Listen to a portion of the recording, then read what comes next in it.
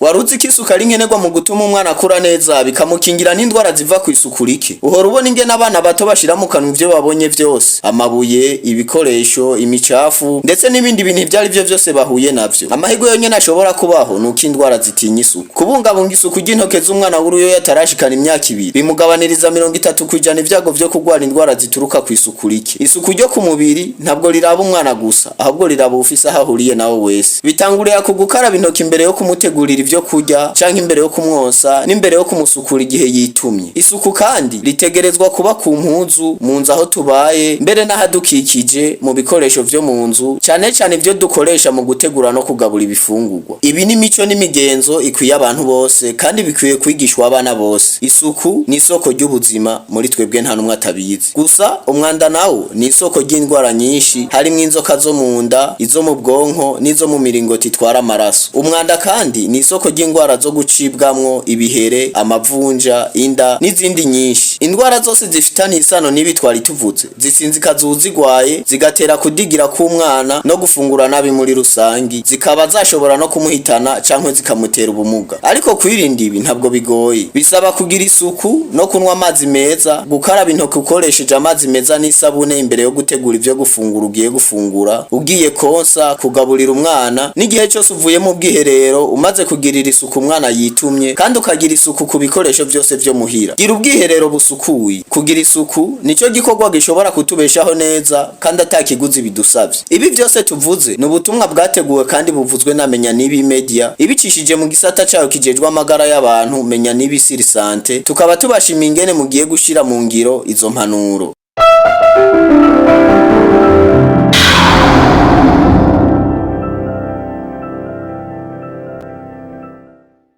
Hari abadandaza bafise ibidandazwa na serivisi nziza ariko bafise ikibazo cy'uko abantu benshi batazi ibidandazwa vyabo. Hari ico wokora, ibihumbi n'ibihumbi vy'abarundi bakarara bamenye ibikorwa vyawe. Muri Menya Nibi Media bakwereka uko bigenza urudandazwa rwawe rukamenyekana kandi n'abakiriya bakarushaho kukwizera no kukwegera.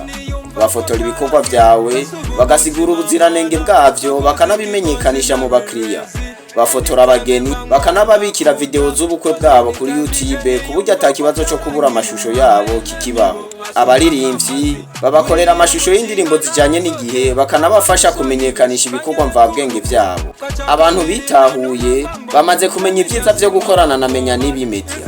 Ikorera mu gisagara ca Bujumbura, komine Ntahangwa, zone Gihosha, quartier Mutangano, avenue des Hippopotame ku nimero 49. Ushobora kubahamagara uciye ku 69 763 488 canke kuri 76 ubusa 87 350.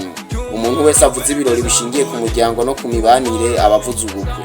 Ubuvuze ubukwe bwagenze neza, abavuze amafoto n'amavideo yabwo yafashwe neza.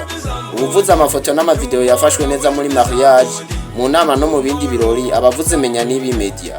Menya Nibi Media ni yindi sirno canke yindi nyito bakoresha iyo bashaka kuvuga ama documentaire publicitaire yakozwe neza, harimo no gutanga ubutumwa butava mu mutwe wabwumvise.